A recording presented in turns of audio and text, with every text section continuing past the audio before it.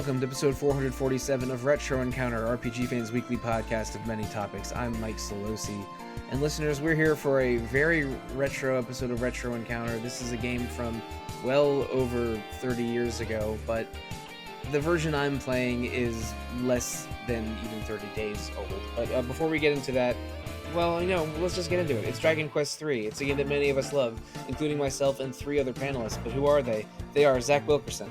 Hello. And Aleks Franiczek. Yo. And Wes Illiff. Hi, everybody. Wes, Aleks, Zach. We did a couple episodes on Dragon Quest XI near the beginning of this year. For two reasons. One, that we all love Dragon Quest XI, and another because it was sort of a tongue-in-cheek Chinese Year of the Dragon. And that was not quite at the beginning of the year, but we decided to sort of, start the year with Dragon Quest and end the year with Dragon Quest. This time, Dragon Quest III, one of the probably most influential and popular games in Japan's sort of national video game series, as it were.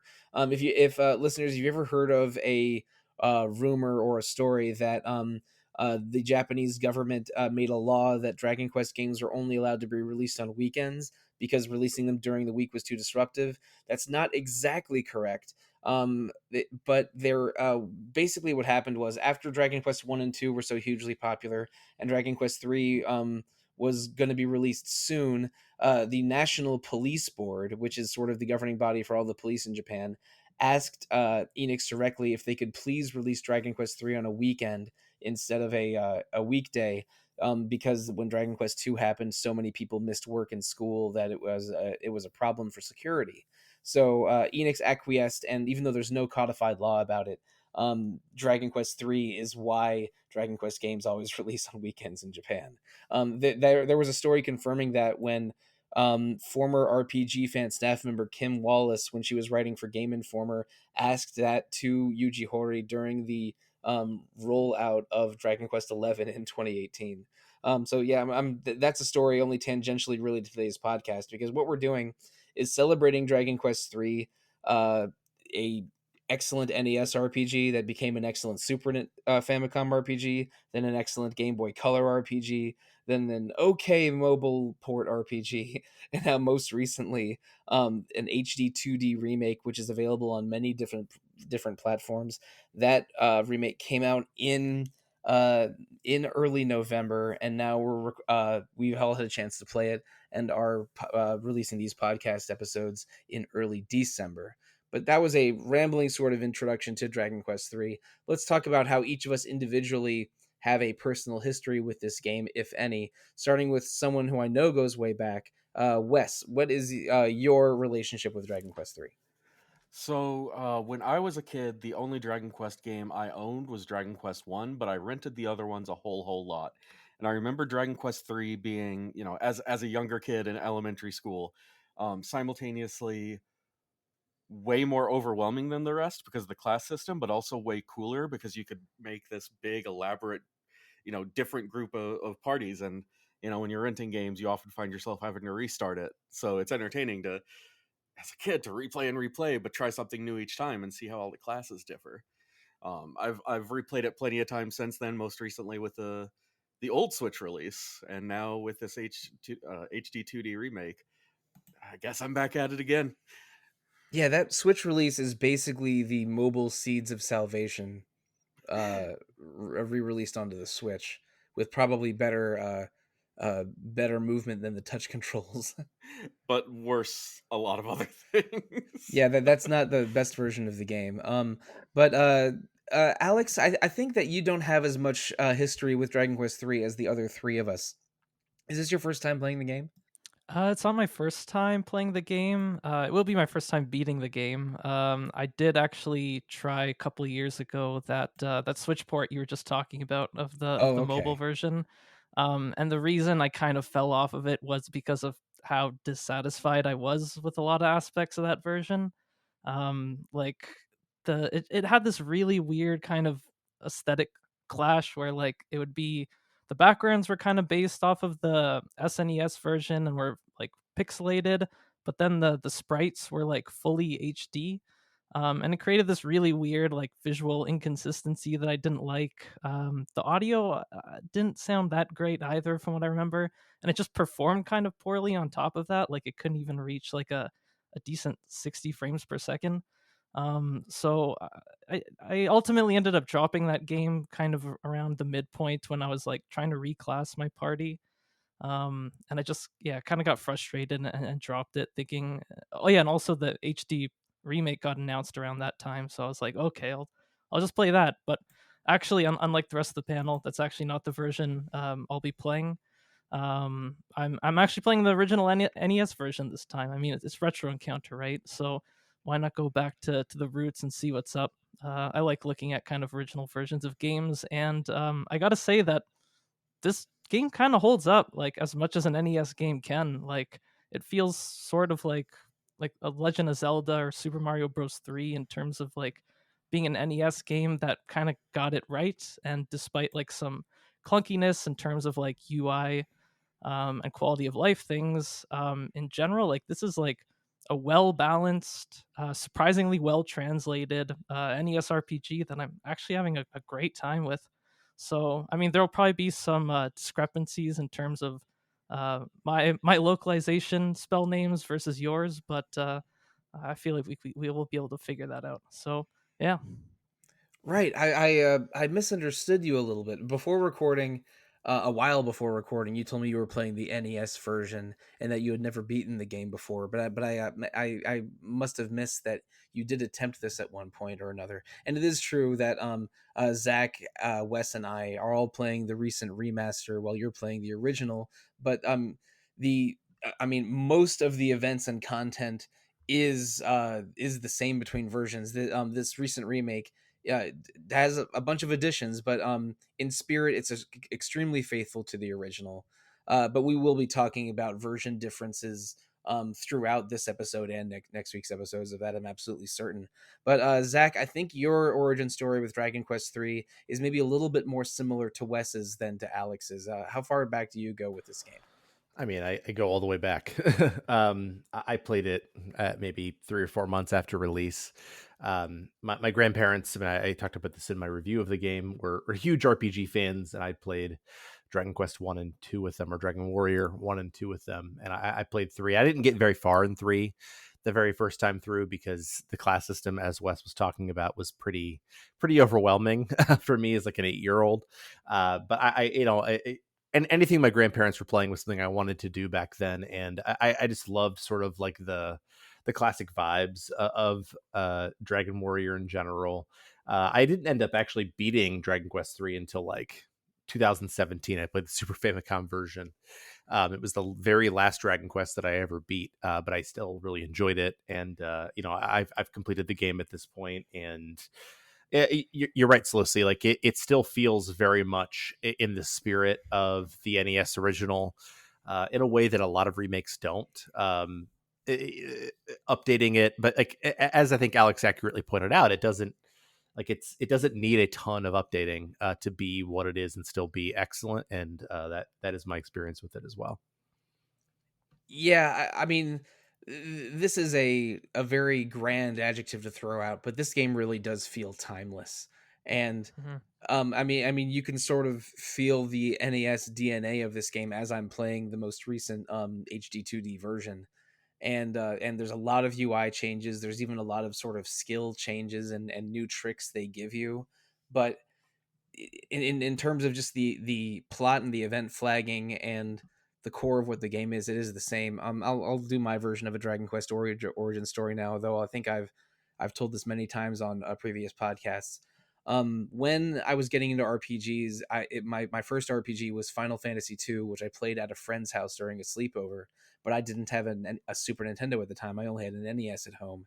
This was probably in like 1993 or 94. So even though I had an NES and I had rented many like Mega Man games over the years, I started seeking out RPGs at that point, and around then rented all 4 of the NES Dragon Warrior games. And I didn't get super far into any of them. I found like Final Fantasy 1 and the Super Nintendo RPGs much easier to understand. But I did at least like awkwardly stumble through the beginning of Dragon Warrior 3 at some point in the early 90s. But then skip many years later, I'm starting to emulate a lot of video games, and I play Dragon Quest 5 and 6 on the Super Famicom / Super Nintendo for the first time, and I love those.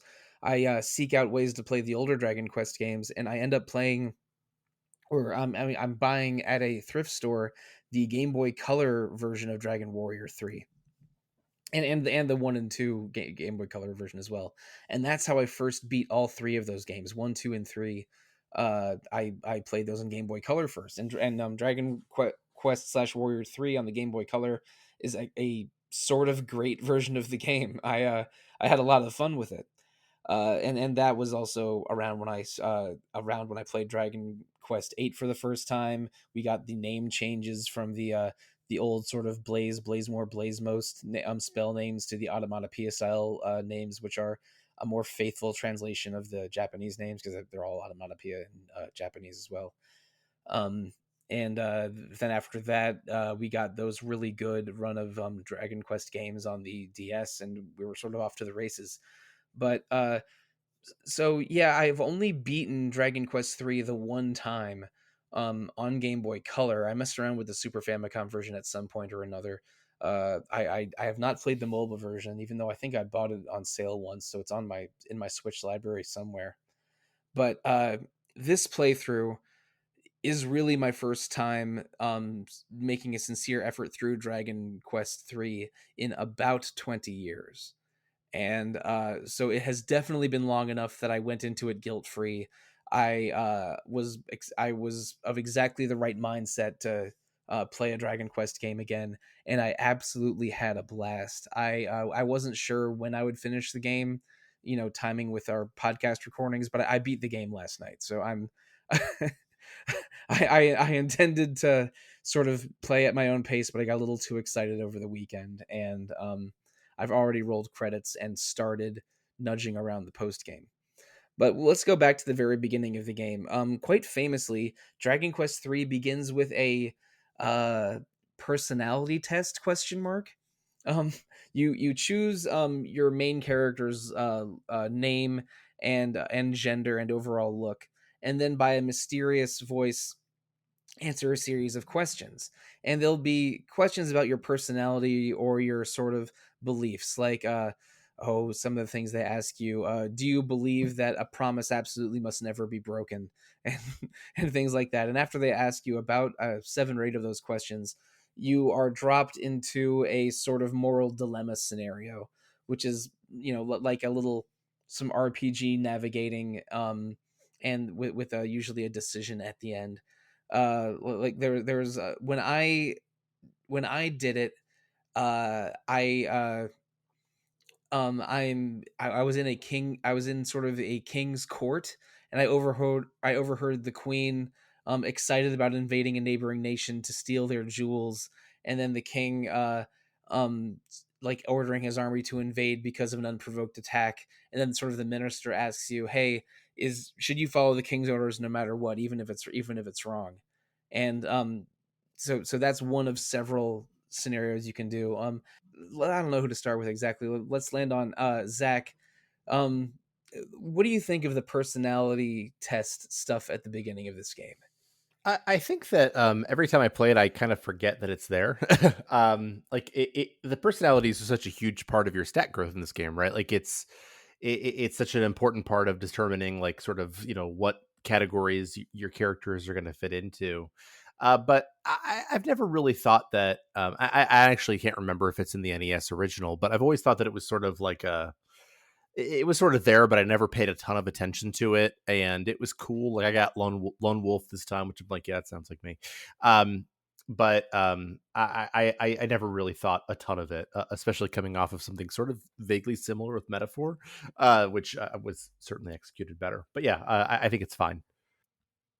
Yeah, I remember encountering this on the Switch version, and like, first thing that came to mind is just like, oh, it's Ultima 4. Like, I mean, the Dragon Quest series always like was clearly like an iteration and like kind of a change of sort of aesthetics and style of like the wizardry games and Ultima games. And Ultima 4 famously starts with like a gypsy asking you like a personality sort of questions, like ethical scenarios to test like what like virtue you will prefer over one or the other. So Dragon Quest 3 like clearly adapted that in its own way by having like these mildly playable sort of scenarios, which I thought was cute when I first played the game. And the fact that like the personality system determined your stat growth and things like that, I thought were good. But that said, the NES version doesn't have this opening, nor does it have the personality system at all. And I can't say I really miss it. It seems like a good way to like add a bit more customization into the game, other than like with class switching, which is good for kind of like macro level players, but not having to worry about any of that also feels pretty nice and streamlined, and the game was balanced fine without it. Yeah, it was introduced in the Super Famicom version and has become, I mean, sort of a core part of Dragon Quest 3 ever since. Whenever you look at any online guide for it, there's some real detailed if-else statements for just to get your starting character's personality, and they tell you the ways to manipulate your other party's personality. Most of them are fine. Like only a couple will really heavily penalize your character, and only a couple are give you major advantages. Famously, the women are stronger than men in Dragon Quest 3 because they have a couple unique personalities that are better than any of the male ones, and there's some unique female only equipment that's very strong in this game. Um, but I even was reminded of this when I was doing some of the optional new stuff in the S version of Dragon Quest 11, because there's a scenario where you find a personality book in one of the Dragon Quest 3 stages, and you use it on a Dragon Quest 8 character to change their personality and affect the storyline. I don't know if you guys remember that. I do. Yeah, but Very, it's very solid. yeah, that was a very funny crossover thing. And like when I was playing this earlier this year, like I don't know, 10 months ago or something, I was like, oh yeah, the personality stuff. I remember that. And then I was confronted with it very immediately playing this game. I ended up with one of the best female personalities this time around, and realizing that, you know what, maybe I'll just have a better time if I manipulate this a little bit. When I recruited my 3 party members shortly after starting the game, I manipulated their personalities to be very strong as well. Um, but moving back into sort of how this game begins, famously, your mom wakes you up out of bed with the phrase "cooey cooey," which I always thought was, I don't know, very a little odd, but that's just part of this game's own personality. And you're immediately sent over to the king because you know from a very young age that you're a destined hero on a quest. The king says that there's the archfiend Baramos threatening the world. You need to get to the bottom of it. Your dad left on a quest to defeat the same archfiend 10 years earlier, or maybe longer than that, because I think your character is supposed to be 16 or something. But he never returned home. So now it's up to you to try and do the same thing. But before you leave, they send you over to Patty's Party Planning Place / Luida's Tavern in older versions of the game, to recruit your team members. And there are, if I remember correctly, 8 classes, actually I think 9 in these remakes to choose from. But they didn't always have these same ones. The Thief class was introduced in the Super Famicom version, and then new to the modern version is Monster Wrangler. But you cannot recruit another hero, and there's a special class called Sage that can only be unlocked later. But all the other, I think 8 or 9 classes are available for you to recruit into your starting party. So let's talk about that starting party a little bit. What do we think of this game's class system without going into reclassing, because we will talk about that later? But what do we think of this game's classes, and what was your starting team? Who'd ever like to go first? I think that it's a good, like, I think one of the things we always have to do is like contextualize it at the time, right? Like it was amazing at the time. Like at first it feels sort of like a little Final Fantasy 1, which I guess technically predates this game slightly in Japan. But it's the variety of choices that you get to have in terms of the different party members that you have.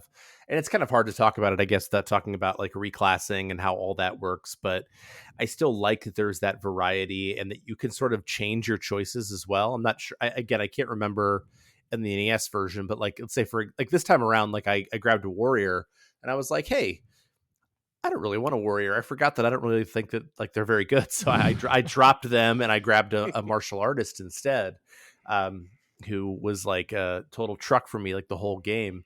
And I just like the options it gives you. And when we get into some of the later stuff, I think that it's good. But again, for a 1988 RPG or whatever the heck this came out, which I think is 88 or 89, it's amazing. I think that it's really strong. Yeah, I I had a lot of fun with it because I haven't explored much with some of the lesser known classes. A lot of times I stick to the NES core because they have really good, well stated intentions in battle.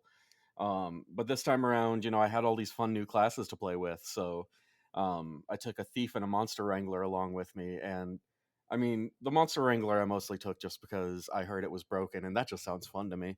But also, I decided to name my characters after my kids, and my daughter That's lovely.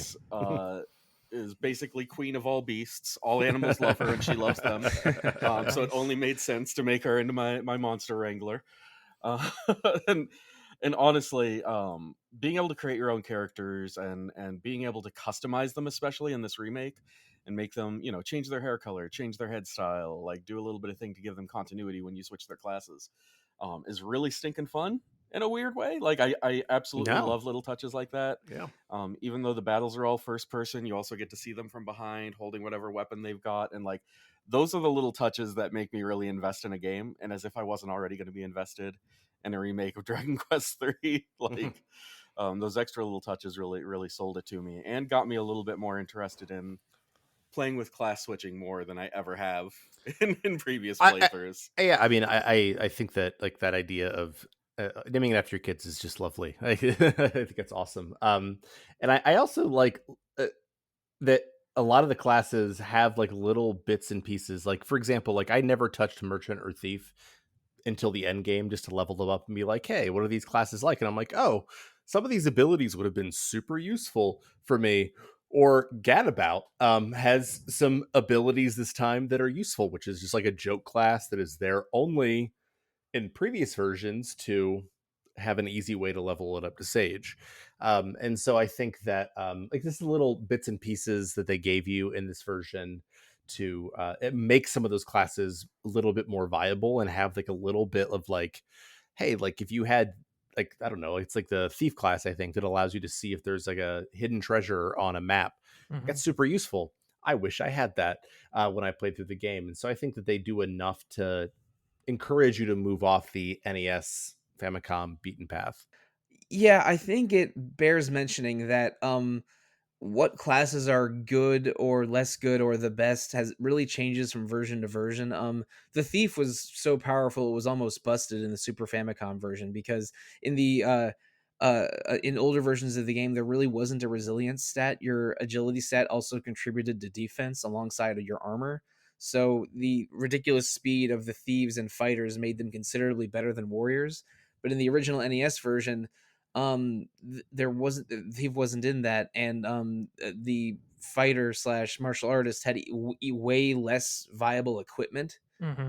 So it would still have that high critical hit rate, but warriors were bigger and stronger and hit harder in the NES version. So like fighters have gotten better with each version. Warrior started out great, then had a lull in the Super Nintendo version, and now they're great again.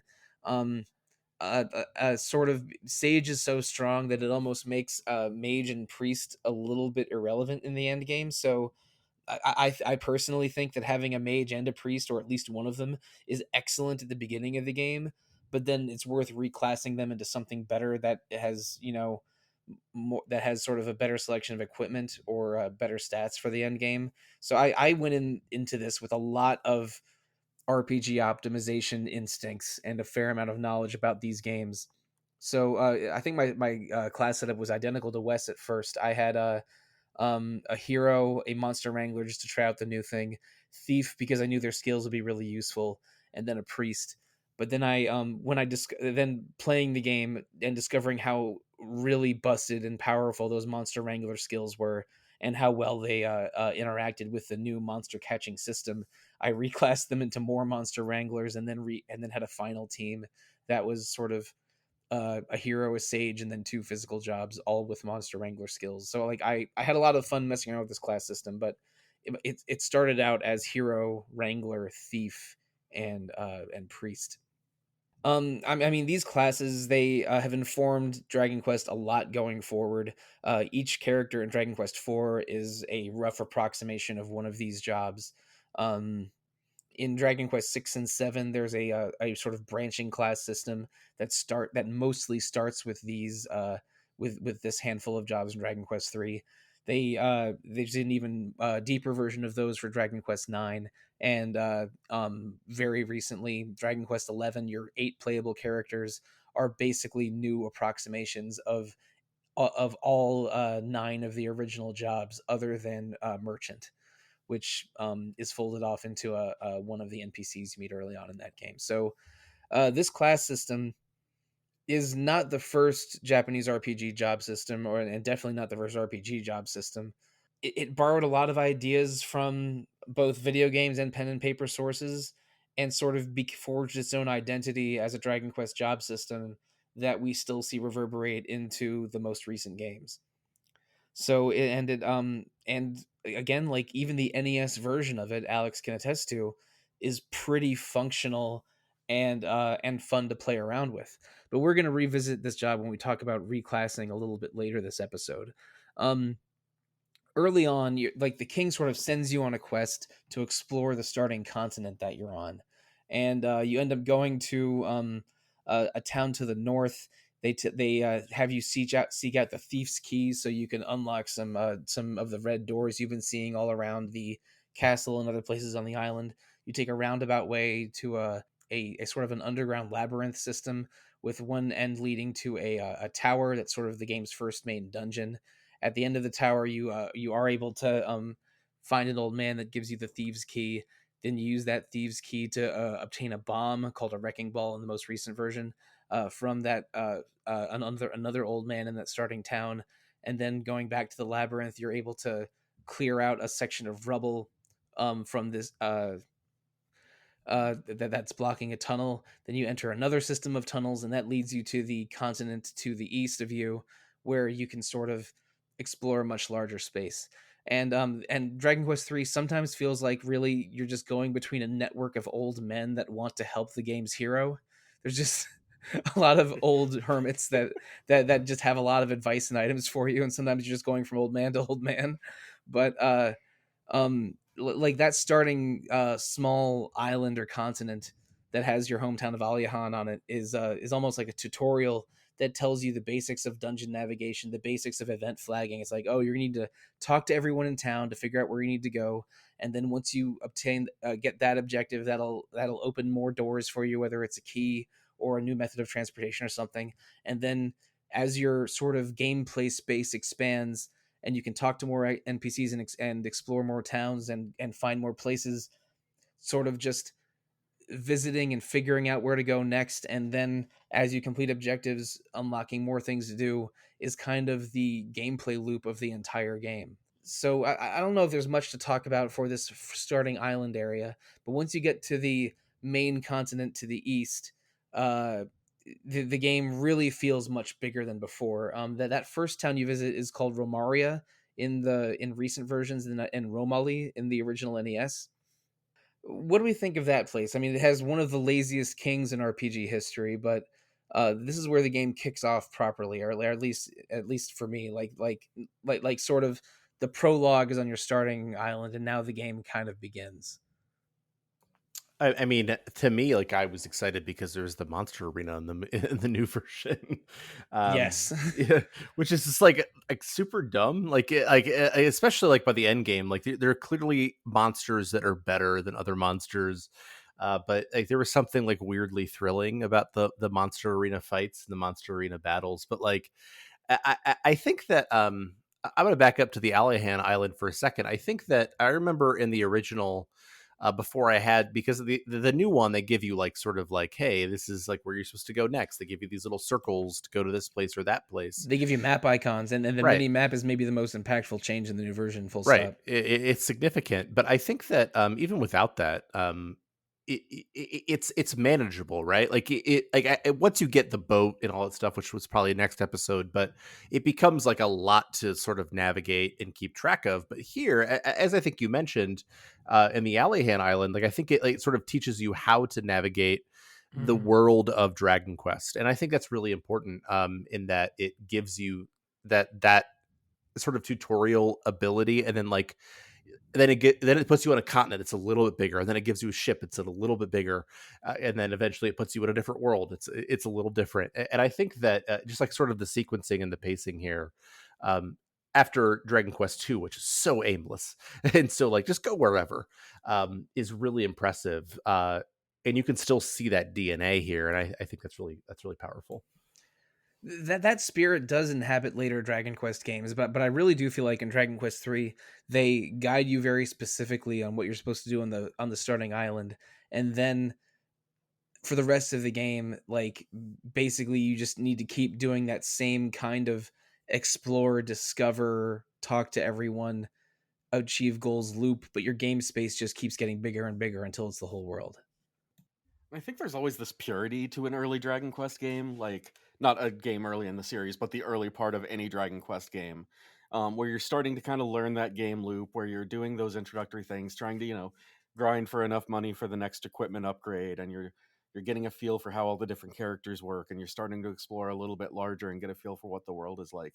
That is like the absolute epitome of nostalgia for me, a kid who restarted games very, very often. So I kind of love this section, and when it opens up, it doesn't open up too much too quickly.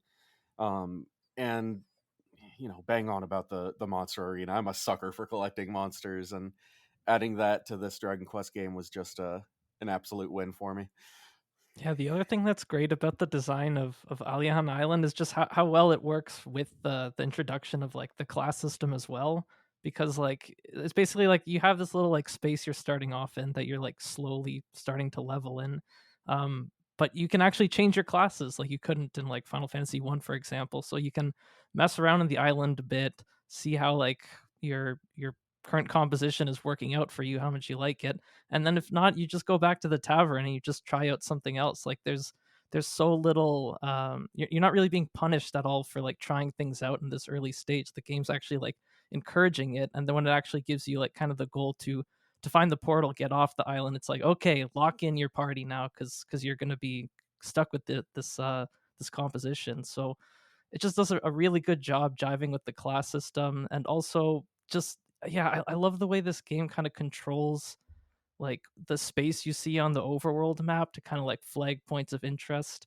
I mean, like it is the series was doing that all the way from like Dragon Warrior 1, where like you leave the castle and then you see like kind of the final dungeon like off in the water. Here you have like the tower right nearby like your starting castle. And when you're kind of just there's no reason to really like explore all of the space you're given on like a Dragon Quest map, but the fact that you can like reach like a corner of like one landmass and see like something else that you'll be able to get to once you have like the boat, for example, like that's really cool. Like the game is just like rewarding you with little bits of information for like any extra bit of exploring or NPC conversation you're doing, and that's just great design. Circling back to the monster collecting stuff. Now I love whenever there's an ecology of monsters to explore in an RPG. We even did an episode several months ago where I talked about that minor obsession of mine, whether it's in a Dragon Quest game or an SMT game or a Monster Hunter game. I obsess about the monsters in a certain game, I've loved Dragon Quest monster recruiting systems since Dragon Quest 5. But this one, I sort of wish they gave you more to do with the monsters than just throw them into the arena. Um, but they like I wish there was a way to maybe summon them onto the battle occasionally or something. Dragon Quest VIII style. Yeah, a little, or just a little. I mean, they don't need to be full playable characters like in the PS1 version of 6 or 7. But I wish there was a little bit more with them. But the monster arena is fun, and the monsters themselves are sort of well hidden. And when you find more of one species, they upgrade in the arena. So by the end, one of my strongest units was the regular slime, because they upgrade like 5 times or some crazy number. But by the end, they're like the second strongest unit if you get them all. I don't have everything, but my team that carried me all the way through rank 10 was like slime, green dragon, and chimera. That's a good one. The metal slime, when you get the last one, is the most broken one by far. But yes, it's a good one. I think I have one metal slime, but I didn't upgrade it. And the monster arena and the monster recruitment, while optional, are very, very powerful, because the monster arena rewards give you a ton of money and some pretty good items. But I mean, have we really talked about how cracked the monster wrangler job is in It's this absurd. game? I think we've hinted at it a little bit, but when you recruit monsters, it's it's much easier to do so if you have a wrangler on your team, because they can sense if one's nearby with one of their early skills. And also sometimes a monster will run away if you approach, and you normally have to use like a silencing padfoot spell or a vanishing spell or item to get close to it, or a musk item to hide your scent to get close to it. But if you have a wrangler on your team, you don't have to worry about any of that. You can just capture them every time. But then there's a couple skills that are just incredibly good for when you get them. The earliest you can get a heal all spell is from the monster wrangler. They learn a weaker version of hustle dance or multi heal at some absurdly low level, like level 6 or something. Oh damn. Yeah, and they learn a heal spell. It's about as good as mid heal around the same time. And one skill that they learn, I think, after you've recruited 20 monsters, and then a second one after you recruit 50 monsters, that are maybe the two of the best skills in the entire game. One of them is a 4-hitting physical attack that ignores defense. But if the monster resists physical, then it does reduce their damage a little bit. So like it won't work on like metal monsters or anything, or it'll just deal normal damage to metal monsters. But it's a 4-hitting physical skill that does not pay attention to enemy defense and increases in damage the more monsters you've recruited. So if you've recruited, say, 100 monsters around the end game, like what I ended up with, I think each of those 4 hits does about 150 damage. So it's like 600 free damage that the enemy usually can't reduce whenever you want, and good against groups or solo enemies. And the second skill that you get is called Wild Side, and I think it's called Beast Mode in Japanese or something. And for 3 turns, you act twice per battle, like a berserk monster.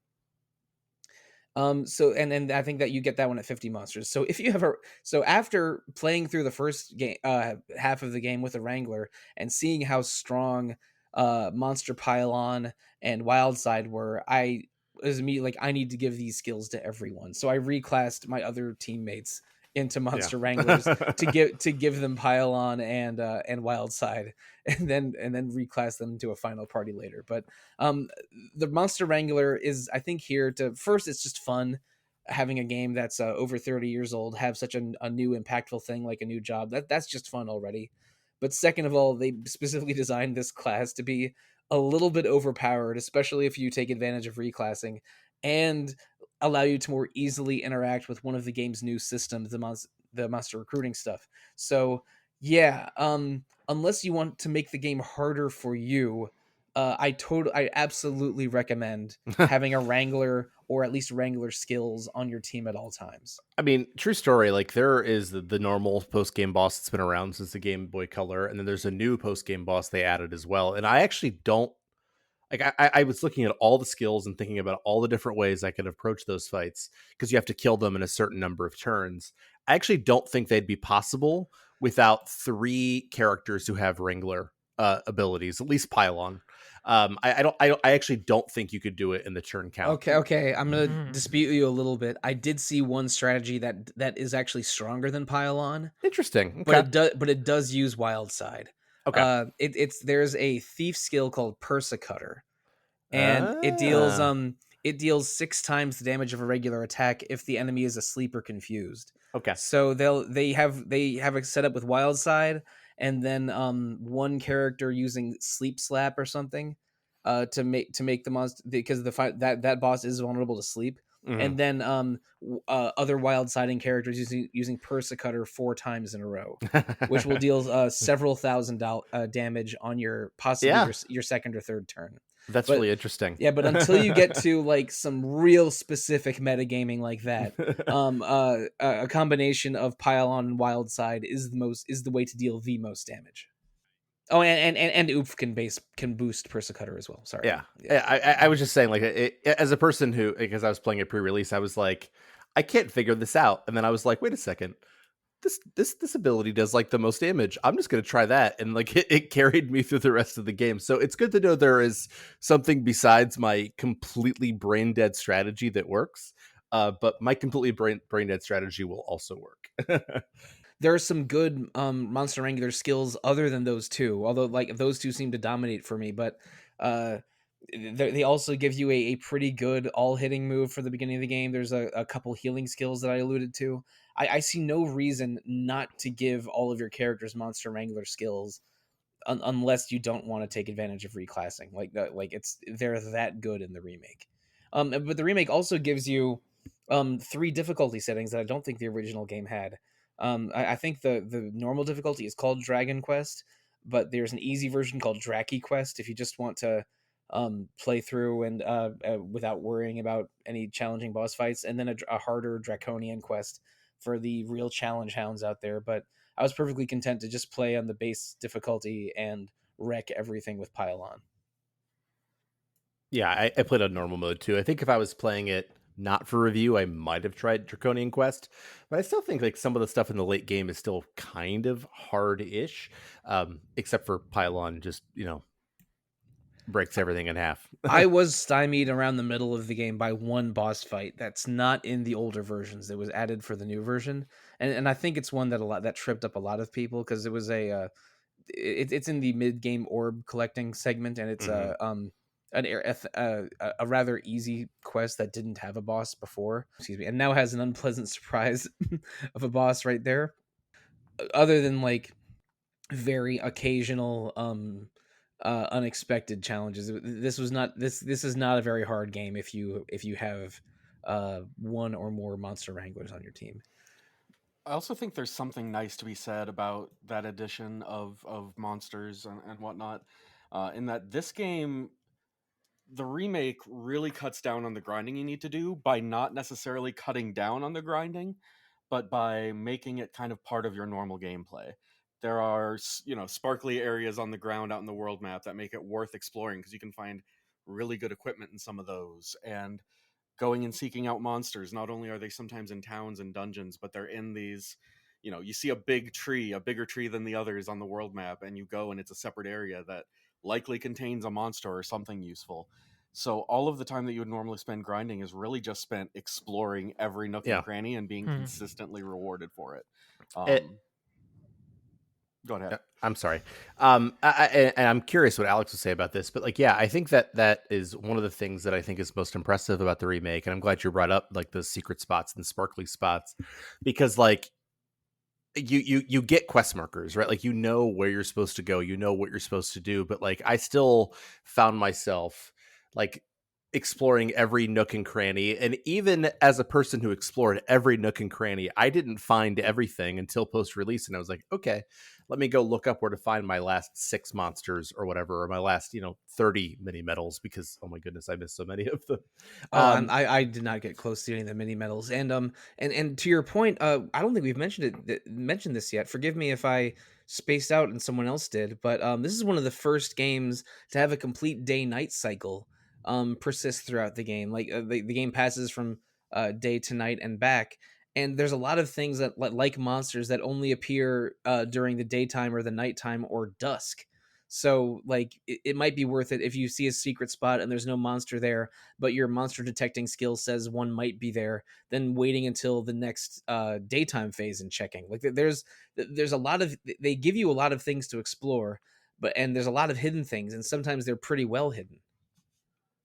Yeah, I actually did not use a Monster Wrangler until I reclassed at All Trades Abbey, and I did because I didn't realize they had that skill, and I was like, I knew I wanted to try them out, but like obviously I did not realize how powerful they were yet.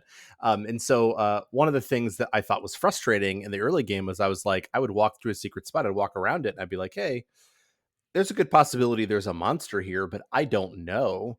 But I think that the day night cycle with this game, especially because they give you spells that eventually allow you to change the day night cycle, is not super frustrating. But in the early game, I found it a little annoying because like I would have to like go to an inn and then wait and stuff like that.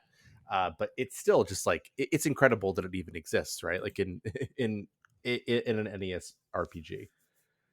And one other thing to latch on here, um, those sparkling spots and secret spots that yield a lot more treasure. One thing that was a little annoying about the grind in older versions of the game is that weapon prices and equipment prices get quite expensive later on, and these new additions of this extra spots and extra loot give you a lot more things to sell. So I remember when I played this game on the Game Boy Color 20 years ago or so, I ran out of money a lot when I would find a new set of equipment to go to try to aspire to. I was very rarely short on cash in this game because they threw so much loot at me to sell back to shops at this. Yeah. And, and with the monster arenas like cash, like it totally changes the game economy. At rank 8 or 9, they just give you 100,000 gold coins. Yeah. And it's like, oh boy, okay, all right. Now I'm definitely not I, gonna.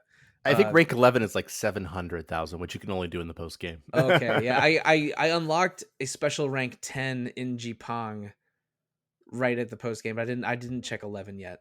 But I don't know how deep I'll go into the post game because I've seen chatter that you need to be quite a high level to make much post game progress, and I'm not sure I'm willing to do that. But we're getting way ahead of ourselves talking about reclassing and post game and stuff. We're gonna go back to the main story. Once you land in Romaria, the king there like immediately tries to abdicate the throne and give it to you, I think. No, he tries to do that after you find the magic Yeah. key, I think. After But you've cleared the area. Yeah. but yeah, like it's very clear that the king of Romaria is a little bit lazy and interested in being king.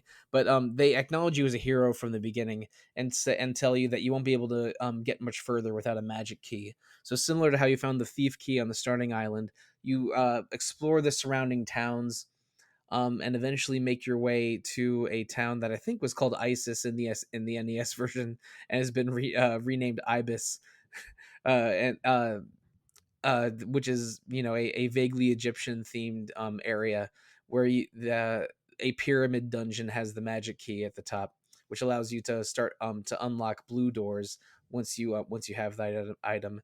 And maybe I've alluded to it a little bit, but it's not quite clear.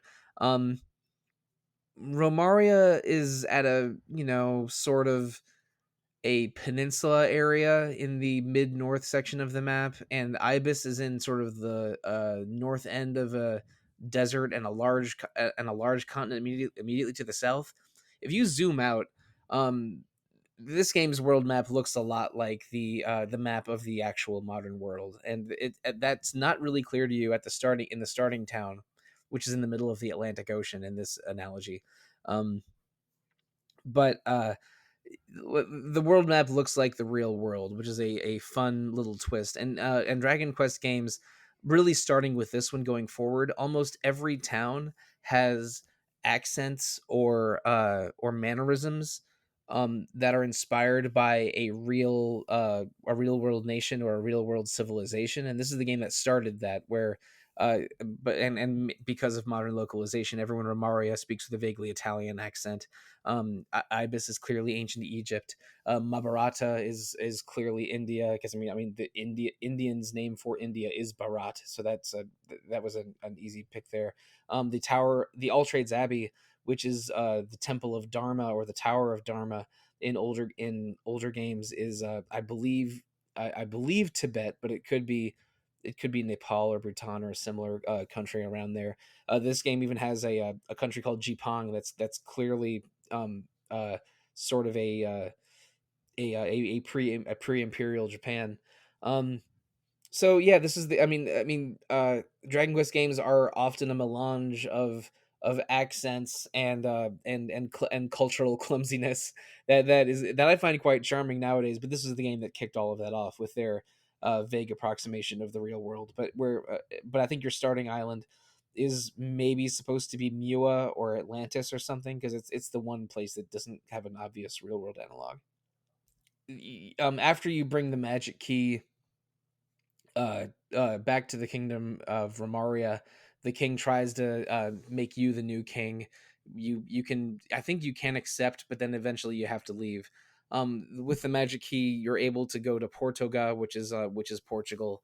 The king of Portugal will give you a ship if you can bring him some spices, specifically some pepper. That has you going west. No, I'm sorry, going east into Mabrata, where you rescue a young couple from kidnappers, and they lead you to All Trades Abbey / the Temple of Dharma, where you can get pepper. And from there, you can either get your ship in Portoga and start exploring the entire world, bringing you to the real Act 2 of the game, or you can do what I did and start messing around with your jobs, because in All Trades Abbey is where you're allowed to change jobs and reclass if you like. The rules around here, you can't change jobs on a whim as easily as, say, a Final Fantasy game with a job system after FF3. You can only change jobs at the tower, at the temple, and you can only you need to be level 20 to reclass. And when you reclass, you will go back to level 1, keep half of the stats that you had at level 20 plus, but also keep all of the skills that you learned. So if you want to, say, reclass into a mage, a warrior reclassing into a mage will have a lot more HP and defense than a typical mage. A thief reclass into a mage will have a lot of speed. There's sort of those things, but also it's very valuable to pass skills from one class to another. I had a lot of fun. By the end game, I had a warrior and a martial artist on my team, but one of them had a full suite of mage attacks or mage spells up to around level 25, and the other one had a full suite of priest spells up to around level 30, because I leveled up to 30 before reclassing first, because I really wanted multi-heal and a couple other skills. But then after that, at first I reclassed my monster wrangler into a mage, and my priest and thief into wranglers, so they could learn those wrangler skills. And then after those, I reclassed to warrior, martial artist, and sage, because sage is sort of the secret job in this game. It learns all of the spells that mage and priests do, can equip all of the equipment that each of those can. So some of the exclusive, like mage robes, the sage can also equip. It in terms of skill diversity and stats, it's by far the best job, other than maybe hero, which is the one job that can't reclass. But to reclass as a sage, you either need to be the gadabout class, which is the sort of useless clown class at the beginning. That's at the beginning of the game, or you can use an item called it's called the Words of Wisdom in this one, but I think it might have different names in older versions of the game. Alex, what's the sage reclass item in the NES? Book of Satori. Book of Satori, that's it. Thank you. And you get one in the dungeon that's right next to All Trades Abbey / Temple of Dharma, and you get a second one much later in the game if you want a second sage on your team without using a getabout. But yeah, I think that really in if you're playing the remake, the best team to have is a hero, at least one sage, and at least a couple people with monster wrangler skills. After that, you can just figure the rest out. But I mentioned my whole reclassing path. How much did we mess around with the job system after getting to All Trades Abbey? I mean, by the end of the game, I went wild. I did all kinds of crazy stuff. But at this point, the only thing I really did was turn my mage into a sage after popping up to the tower to get the Words of Wisdom, and then turn my priest into a wrangler. I stuck with martial artists for a long time because I'm just a sucker for martial artists. I know that I am not the fan of Alina that some people on this podcast are, Wes.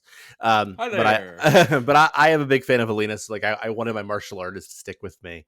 But by the end, like I had reclassed everybody into Monster Wrangler, and then I eventually reclassed everybody in to Warrior, and did all kinds of crazy stuff to get all the kind of stat boosts that I needed for some of the end game stuff. But I think it's cool. Like it's pretty easy to get. The idea that your stats are cut in half, I think, is good.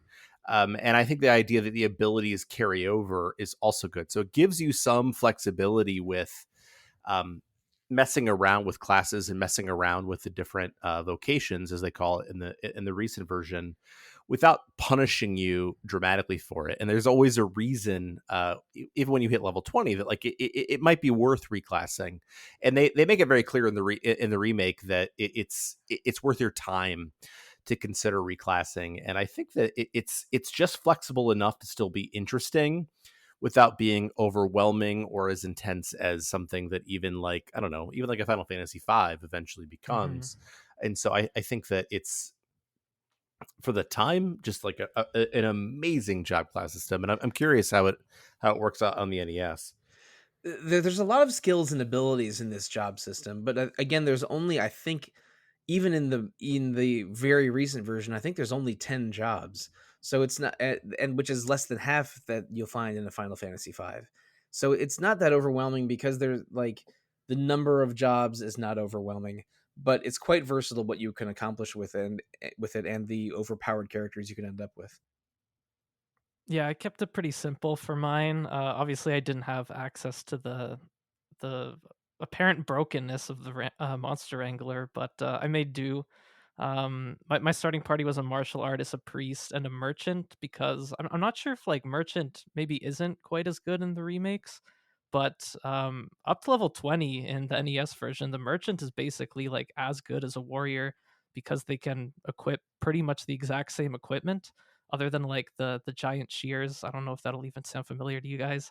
That you get towards like ISIS and stuff, and that there's view with my localization changes again.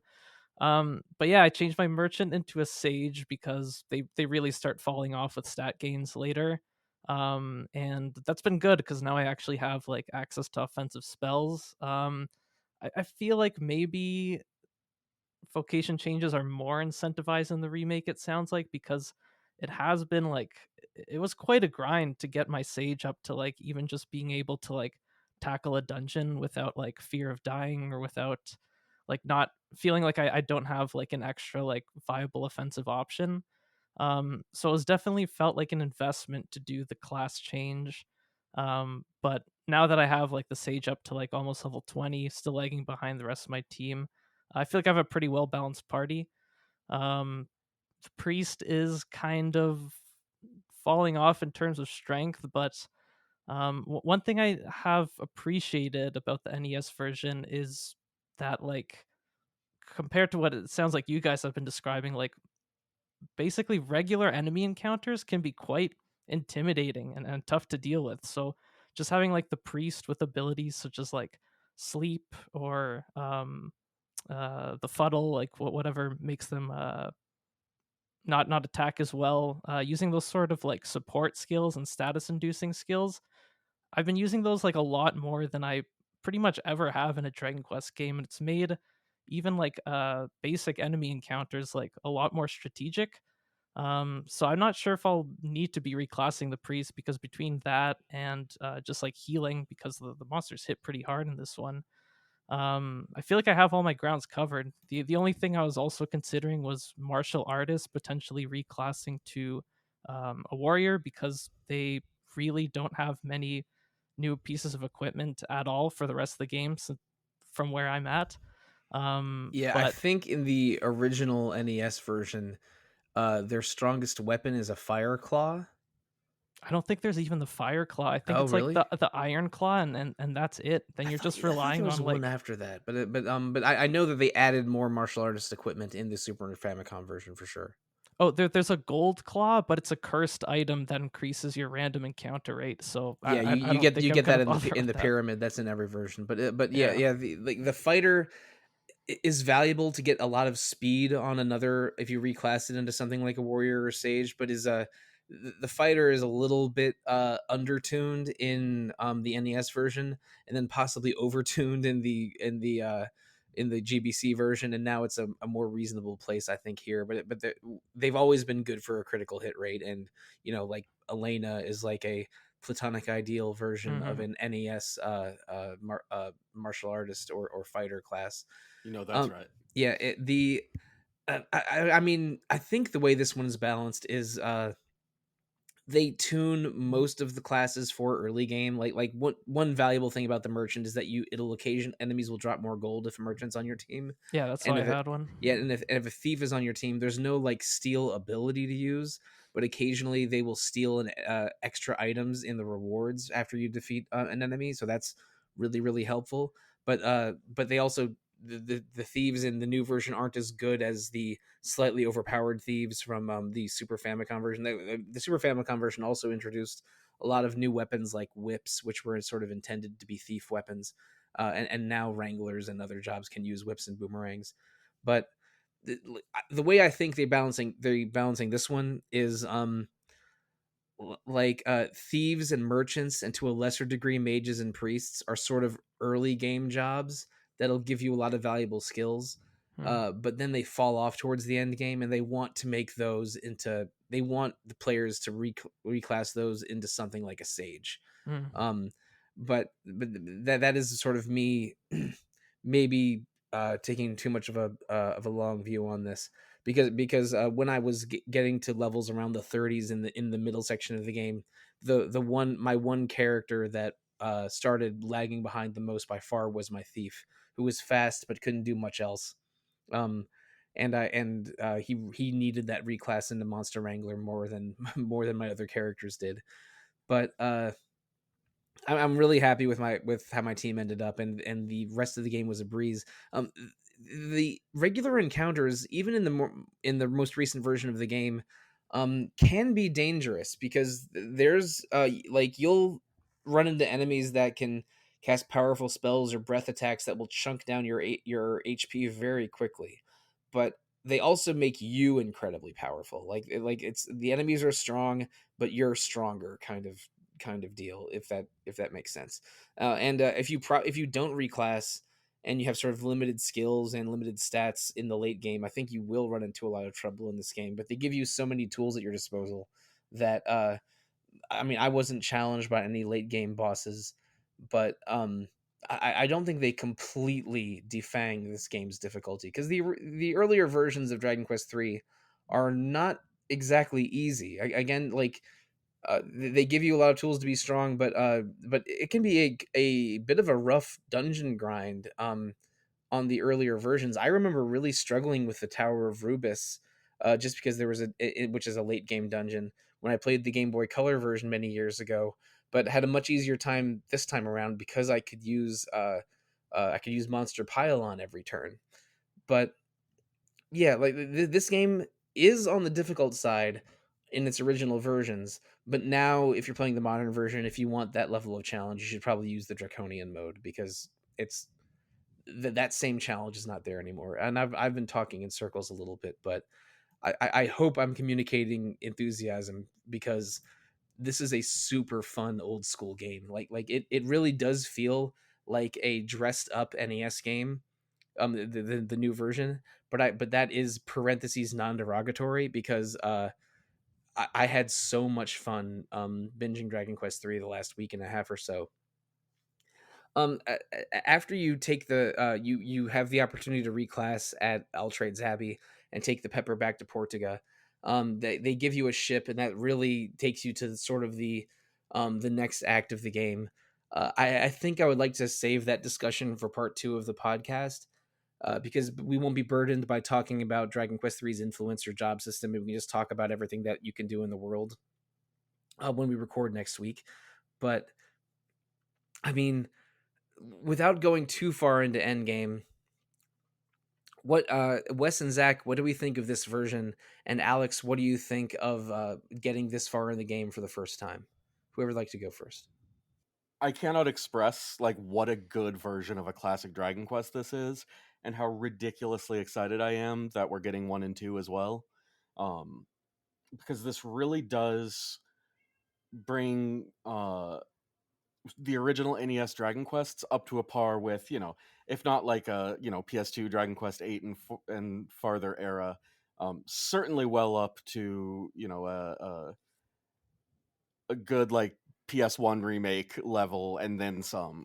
The HD 2D graphics are beautiful, even from someone who's not the biggest HD 2D fan. But more than that, it's all of those little quality of life changes, all of those little additions, all of those things that make it worth replaying this game, even if you've recently played another version of Dragon Quest 3. Um, I'm thoroughly impressed so far. I haven't beaten it like you two have, but I am not at all displeased with what I'm experiencing, and the idea of getting at least 2 more like this, maybe 3 more if the world is kind and we get a Zenithian trilogy. Yeah, I mean, I think that's a good way of putting it. I think that the thing that I was most impressed with, outside of the looks, the music, whatever, is that it still felt like Dragon Quest. They could have done a lot of things. I know some people have complained about the lack of a first person view, but like the first person view is essential to the feel of an early Dragon Quest game, and I think that they did just enough to like make it more digestible, to make it a little bit simpler to get through. But like you still have to pay attention. You can't just like totally like just like cakewalk your way through it and not talk to anybody, and kind of treat it like a modern RPG. Like it still maintains a lot of the design decisions they made in 1988, and it still makes it feel like that, while making it a lot more digestible. And so while it's certainly not as challenging as the NES version was, and it's certainly not as challenging to figure out where you're supposed to go as the NES version was, it still fundamentally feels like that game, which I think is actually, of all the accomplishments they have with this game, I think it's the most impressive one. And I mean, they do give you a limited third person view, because at the start of every fight, you get a back view of your party that even shows their equipped weapons. But then it goes into the more traditional Dragon Quest first person.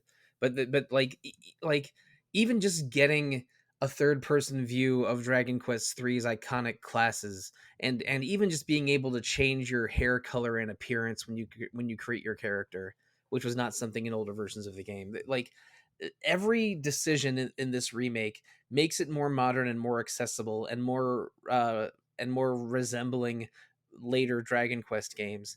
But not for 1 second does it betray the soul of what it is.